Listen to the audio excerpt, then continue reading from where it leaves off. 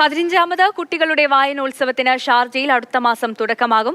May 1 മുതൽ 12 വരെ Sharjah expo സെന്ററിലാണ് വായനോത്സവം. കുട്ടികളിലെ വായനയും ഭാവനയും വളർത്താൻ സഹായിക്കുന്ന നിരവധി പരിപാടികൾ മേളയുടെ ഭാഗമായി സംഘടിപ്പിക്കും.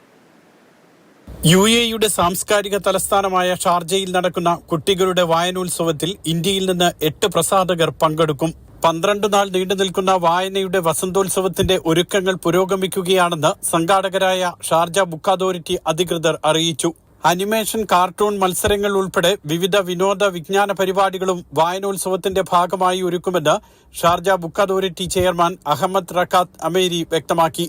75 രാജ്യങ്ങളുടെ പങ്കാളിത്തമുള്ള വായനോത്സവത്തിൽ ഇത്തവണ 3 രാജ്യങ്ങൾ ആദ്യമായി പങ്കെടുക്കും.